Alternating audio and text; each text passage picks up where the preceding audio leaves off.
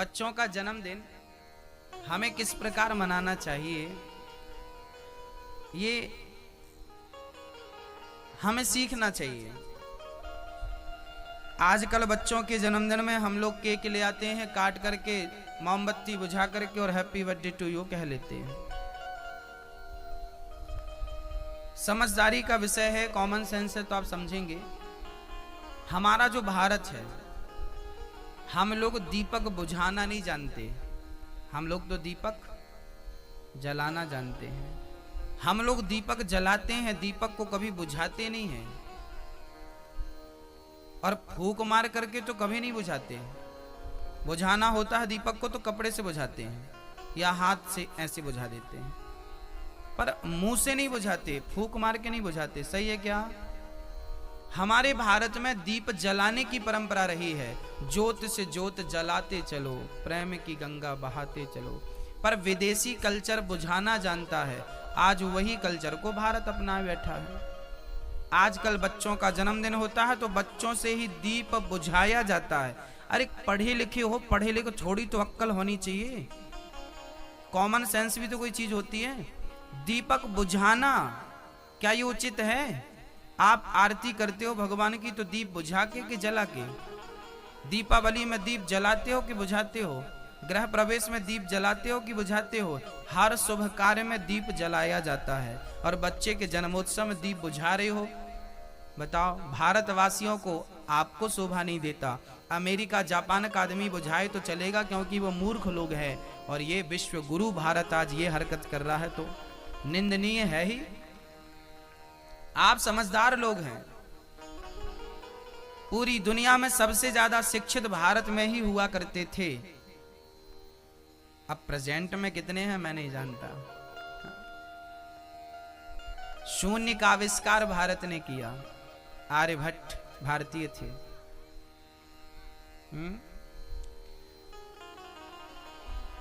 बड़ी बड़ी बातें हैं। आज आप लोग दीप बुझाते हैं, इसलिए संकल्प लीजिए कि हमें दीप जलाना है और बच्चों का जन्मदिन मनाइए। हमारे भारत में लड्डू बांटने की परंपरा रही है। लड्डू क्यों बांटा जाता है? क्योंकि लड्डू को आप जब बनते हुए देखेंगे तो इसमें एक संदेश छिपा होता है। लड्डू बहुत सारे दानों को मिलाकर एक लड्डू, जैसे तिल का लड्डू है। तिल का लड्डू कैसे बनता है? अभी तिल का लड्डू बनने का समय आ रहा है, जनवरी में, मकर संक्रांति। हमारे यहाँ अनेक प्रकार के लड्डू बनते हैं, तिल के लड्डू, मोतीचूर के लड्डू, हाँ कितने लड्डू। मोदक, महाराष्ट्र का लड्डू अलग होता है तो गुजरात का लड्डू अलग प्रकार से बनाते हैं। हर प्रांत में अलग अलग लड्डू। क्यों, कैसे? कहते हैं एक दाने को दूसरे दाने से जोड़ देना ही लड्डू है। अर्थात लड्डू बांटने का, लड्डू खाने का अर्थ ये था कि जैसे लड्डू एक से दूसरे दाने से जुड़ा है, एक दाना दूसरे से, दूसरा दाना तीसरे से, ऐसे ही लड्डू के बहुत सारे दाने संगठित रहते हैं। ऐसे हमें भी अपने घर परिवार में, समाज में संगठित रहना चाहिए लड्डू की तरह। जैसे लड्डू का हर दाना संगठित होता है, ऐसे ही हमें लड्डू की तरह संगठित होना चाहिए। और केवल संगठित नहीं, लड्डू मीठा भी होता है। हमारे रिश्तों में लड्डू की तरह मिठास भी होनी चाहिए। ये लड्डू खाने के पीछे का संदेश था, इसलिए लड्डू खाने की परंपरा भारत में रही है। भगवान भी मक्खन का गोला खाते थे। गणेश जी को भी लड्डू पसंद है। ये लड्डू है, लड्डू खाइए प्रेम पूर्वक, लड्डू बांटिए। बचपन से माँ बाप बच्चे को पहले माला पकड़ाया करते थे, बेटा बोलो राम, बोलो राम, बोलो राम। आजकल बचपन से चाकू पकड़ाते हैं, चल बेटा केक काट, केक काट, केक काट। तो काटना पीटना बचपन से आपने सिखाया है, बाद में फिर वो आपका, हाँ, सुखमय जीवन में आग लगा दे तो बाद में रोना मत, क्योंकि सिखाया। चाकू चलाना किसने सिखाया? बच्चों को चाकू चलाना किसने सिखाया? पकड़ाया किसने? मम्मी ने। फिर मम्मी तुम्हारा कलेजा काटेगा तो रोना मत। हाँ, तुम्हारे गर्दन पर चाकू चलाए सीने में चलाए तो रोना मत, सिखाया भी तुम नहीं है। जैसे संस्कार दोगे वैसा ही चरित्र बनेगा बच्चों का। हमारा भारत किस प्रकार की सोच रखता है, उस सोच पर गौर करिए। हमारे यहां जब किसी बच्चे का जन्मदिन होता है ना, तो हम लोग क्या करते हैं, बोले सत्यनारायण भगवान की कथा सुनते थे।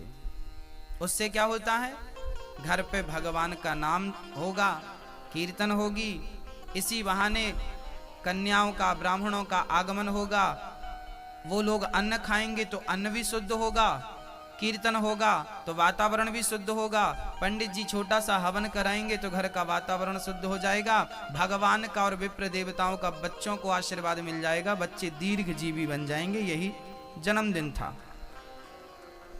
जन्मदिन में बच्चों को ले जाओ गरीबों के बीच में, ठंडी आ गई है, गरीब बच्चों को स्वेटर बांटो, गरम कपड़े बांटो, बच्चों को जूते चप्पल बांटो, छोटे छोटे गरीब बच्चों को। आपके आसपास जो गरीब लोग हैं उनके पास जाओ, उनसे पूछो भाई आपको क्या असुविधा है। किसी का घर चू रहा है, अर्थात बारिश का पानी घर के भीतर आ रहा है, टप टप टप टप पानी टपक रहा है, और आज आपके बच्चे का जन्मदिन है, तो आपको उसके घर जाना चाहिए और बोलना चाहिए कि भाई आपका घर टू रहा है, चू रहा है, क्या हम आपको मदद कर दें क्या? अरे लोहे की चादर ही दिलवा दो, उसको चद्दर दिलवा दो, छत पे डाल लेगा बेचारा, उसके घर पानी आना बंद हो जाएगा। आप जिस प्रकार की हेल्प कर सकें अपने आसपास के लोगों को, उस प्रकार की हेल्प करना चाहिए, मदद करना चाहिए। यही मानवता है ना? और हम लोग तो हजारों रुपए बच्चे के जन्मदिन में उड़ा देते हैं, और बाजू का घर छत टपक रही है, कोई फिक्र नहीं। भाई इंसान वो नहीं है जो केवल अपना देखे, अपना पेट पशु पक्षी भी भर लेते हैं भक्तों, पर सभी में बांट कर खाए उसे इंसान कहते हैं। इंसान केवल अपने नहीं देखता, अपने नहीं सोचता, वो अड़ोसी पड़ोसियों की घर जाता है। हम लोग कौन से लोग हैं? हम लोग बोला करते हैं विश्व का कल्याण हो। हम कौन लोग हैं? हम विश्व की चिंता करने वाले लोग हैं। ये सुठालिया क्या है?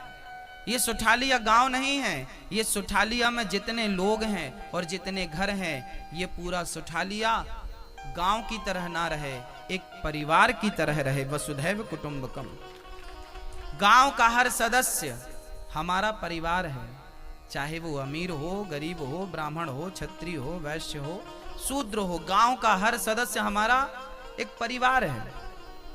पूरा मध्य प्रदेश हमारा एक परिवार है, पूरा भारत हमारा परिवार है। और भारत नहीं, हम लोग जयकारा लगाते हैं विश्व का कल्याण हो। हम विश्व की चर्चा करते हैं, हम विश्व के कल्याण का सोचते हैं। वसुधैव कुटुंबकम शास्त्र हमें संदेश देते हैं कि ये पूरा विश्व तुम्हारा परिवार है। चाइना पूरी दुनिया को व्यापार की दृष्टि से देखता है, अमेरिका पूरी दुनिया को व्यापार की दृष्टि से देखता है, लेकिन भारत पूरी दुनिया को परिवार की दृष्टि से देखता है। ये भारत का दृष्टिकोण है, ये भारत की थिंकिंग है, ये भारत की सोच है। हम सबसे अच्छी सोच वाले लोग हैं, हम सबसे बेहतर सोचने वाले लोग हैं, हम सबका भला चाहते हैं। आपका भी भला हो, आपका भी भला हो। हम अपने दुश्मन का भी भला ही चाहते हैं। जब पानी बरसता है ना, तो जिसके घर पे पानी टपकता है ना, वो भी कहता है कि भगवान भले मेरे घर पानी टपक रहा हो, पर अच्छा मानसून आए, अच्छा पानी बरसे, ताकि किसानों की फसल अच्छी हो।